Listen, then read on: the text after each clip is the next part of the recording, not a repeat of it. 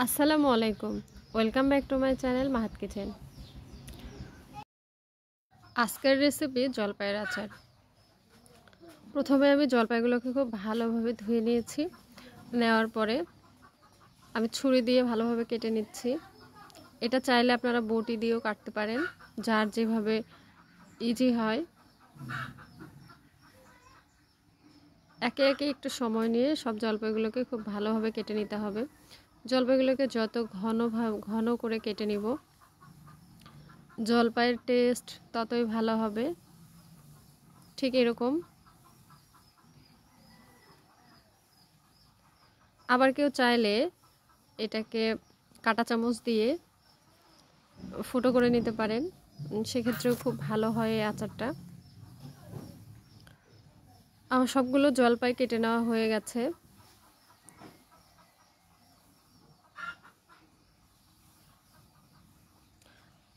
আমি এখানে 1 কেজির মতো জলপাই নিয়েছি, আপনারা কম বেশি করে নিতে পারেন।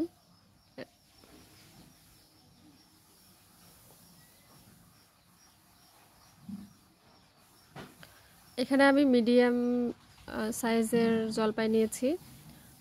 এখানে চাইলে বড় সাইজের জলপাইও নেওয়া যেতে পারে, তবে মিডিয়াম সাইজের জলপাই দিয়ে আচারটা বেশি ভালো হয় খেতে।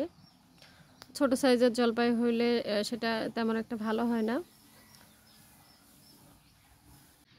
তাই এই আচারটা বানানোর জন্য অবশ্যই মিডিয়াম থেকে বড় সাইজের জলপাই নিতে হবে। তাহলে আচারটা দেখতেও সুন্দর হবে আর খেতেও সুস্বাদু হবে।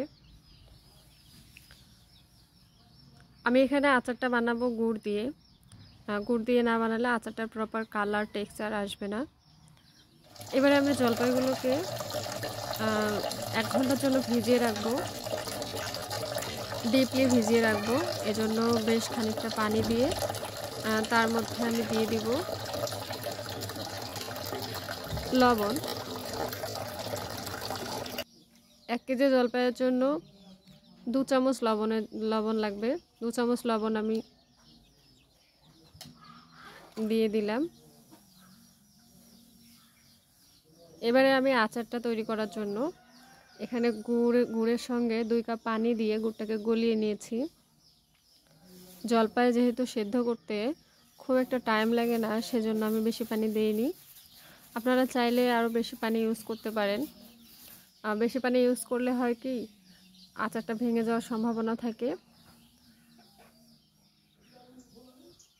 তো প্রথমে আমরা হাই হিটে এটাকে কুক করব। তারপর ধীরে ধীরে এটাকে মিডিয়াম টু লো হিটে রান্না করতে হবে 20 থেকে 30 মিনিট।